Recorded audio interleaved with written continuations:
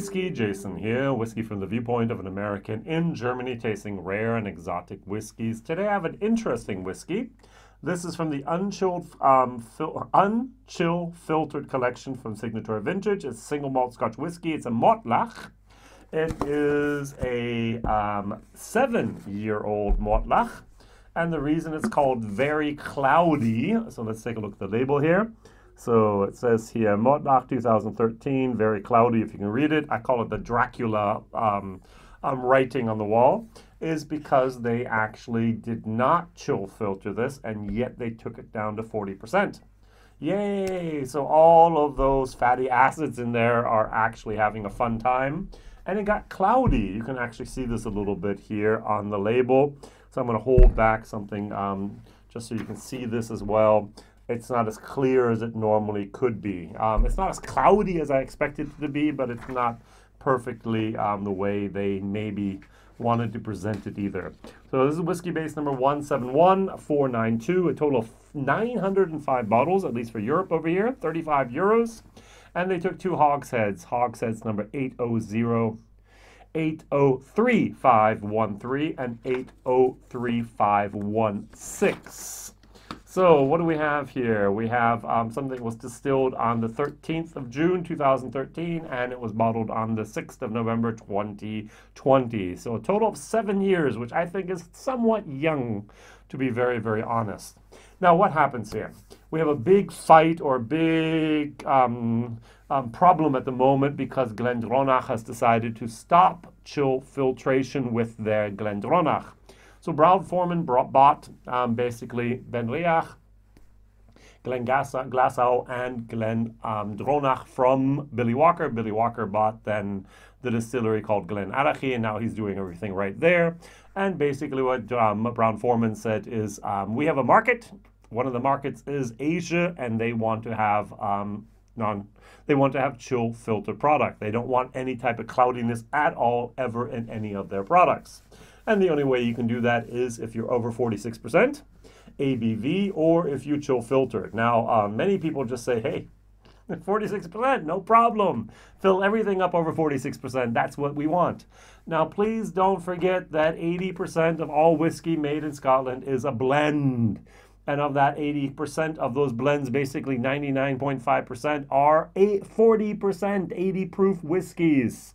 So this is what the market wants. This is not what we, the fans and the freaks and the geeks, want. This is what the market demands. They demand a chill-filtered 40% whiskey. And Brown-Forman is saying, basically, that's what we're going to give them. We're going to give them a chill filter product so that if they do put the ice cube in it, many people do not use Glencans. Many people use a tumbler, and they're going to get exactly what they want. And also with transportation. If you transport in the winter and you have something at 43% and non-chilled filtered, take a look at then Glendronach 12. It could get cloudy and people would actually want to give these back and complain and so on. It's a big hassle, and so they're just moving around that problem by chill filtering. What happens in chill filtration? So have you ever had an apple juice that is a cloudy apple juice? Well, I have. Think apple cider. Apple cider, at least where I come from, New York State, apple cider. I lived in Pennsylvania. That's where we got the apple cider. You could have the clear cider. You could have the cloudy cider. Now, in America, where I come from, cider was not alcoholic. I came to Germany. I said, you want some cidre from France? It's like, oh, yeah, why not? It's apple cider. It's like, woo, there's alcohol in there. I was totally shocked. Culture shock again. All right, so our apple cider then from New York City, not New York City, New York State, we had the cloudy and we had the clear. And what they do is, for the cloudy, is they just leave it. That's the natural way apple juice should look. Amazing, isn't it? And the clear stuff, they actually put it through a filter. And they filter out all those antioxidants. They filter out a lot of other the good stuff that's in there.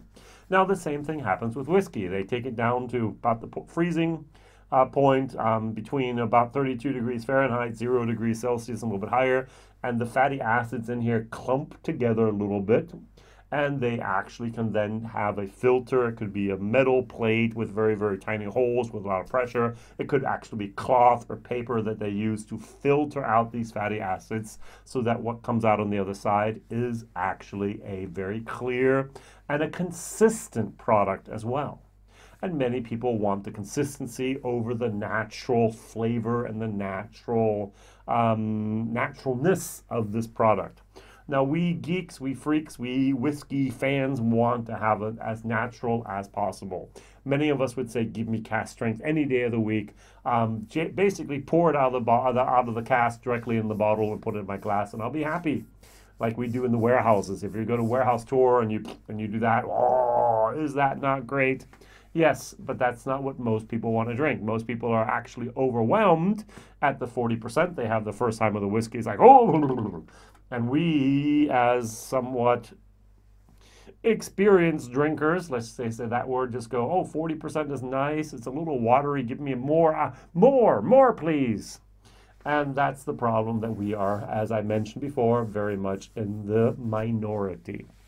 The big boys are not making whiskey for us, so we have to look for other places that are.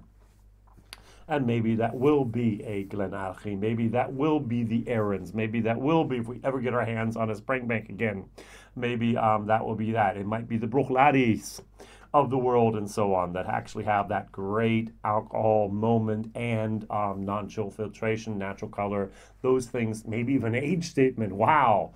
Talking about luxury today, natural color, non-chill filtered, above 48% and an age statement. Come on, what more do you want for a whiskey?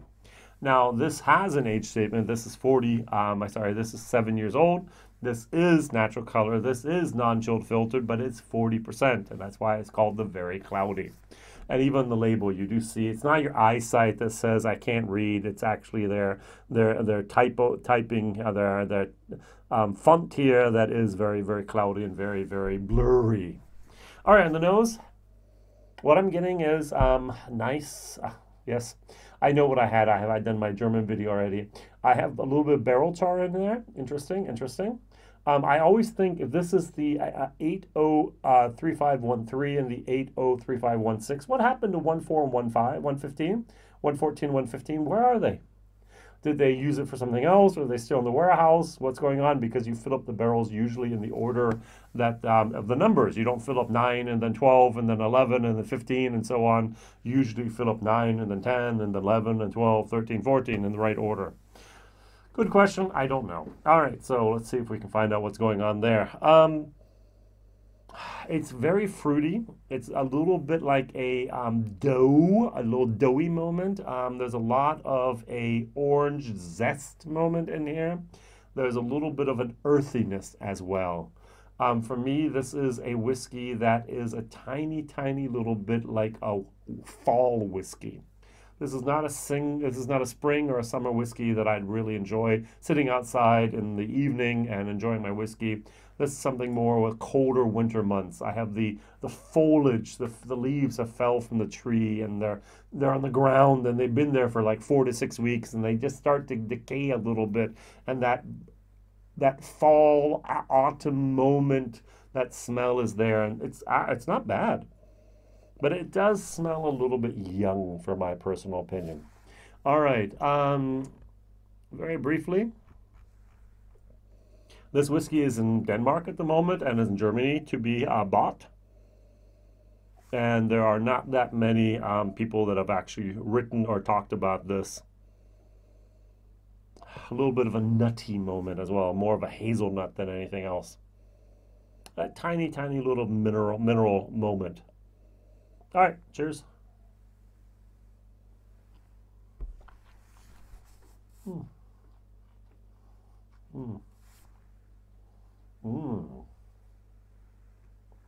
What really surprises me, and this was the alcohol moment, how much alcohol sharpness is in a 40% whiskey. This is only 7 years old. It's a little metallic. It's not yet there where this whiskey should be. So, Mr. Signatory Vintage, my question of the day is, why did you fill up this 7-year-old whiskey? Imagine it was 9 years old. I think this would have been much better. There really isn't the danger of this being over oaked. It was in used hogsheads. You can't tell me these were first fill hogsheads. I'm sorry. These were second, third, whatever, fourth fill hogsheads here.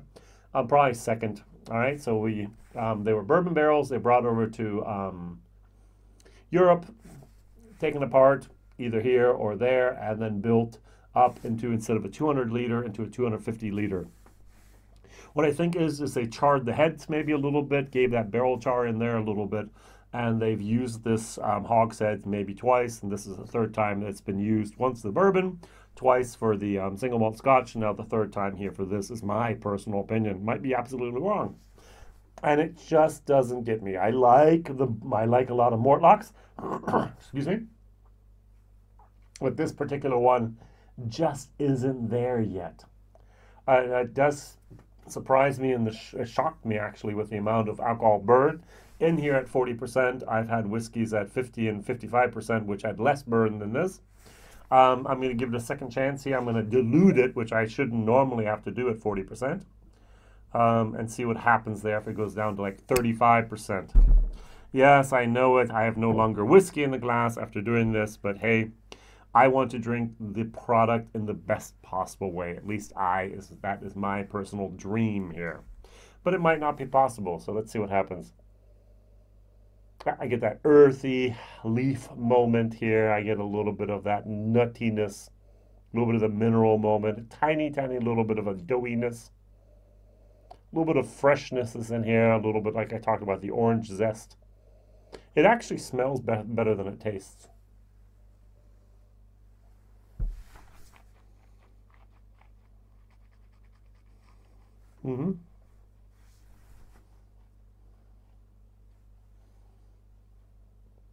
I still get something I haven't said yet.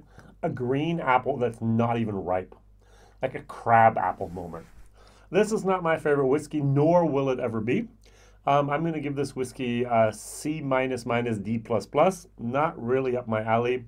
Value for money, it's a 35 euro whiskey, not bad. It is 7 years old, 40%, very cloudy, so I had something to talk about the whole time, but yet it's not something I can recommend giving money, spending money on. A little bit of barrel char came back with that one. I like, as I said, sometimes in Britain, it repeated on me. Nah, not bad, but not great. That's why it's a 3 minus 4 plus plus. Value for money, exactly the same. 3 minus 4 plus plus, which is C minus D plus plus. Over here in Europe, 1 is an A, 2 is a B, and so on and so on. 3 is a C, and 4 is a D. So that's why I say that sometimes. Yeah, not bad, not great. Interesting, at least that. So my question of the day, what is your favorite Mortlach that you've ever had in your glass? Is it 12? Is it the 14? Is it maybe 16? There's some good independent bottles out there of Mortlach as well. Write that down in your list. And if you have never had a Mortlach before, write down what do you think about actually purposely bottling something and calling it very cloudy. A unique and interesting marketing ploy, or actually a very stupid move. Those are my two thoughts there. So what do you think about actually having a very cloudy series here from Signatory Vintage? Thank you very much for being here. Thank you very much for watching. Thank you very much for liking, subscribing, telling others. Maybe even sharing this video to increase the knowledge of what is non-chilled filtered and what is filtered whiskey. By the way, most bourbons are filtered if they're at the normal 40 to 43%. Usually most of your bourbons under 50% are chill filtered. Ouch. But more and more bourbons are also finding out that they can do non-chill filtered, and that's what we want. And so that's something that we have to look forward to, I hope. All the best. Whiskey Jason here, whiskey from the viewpoint of an American over here in Germany, tasting rare and exotic whiskeys. All the best. Bye-bye.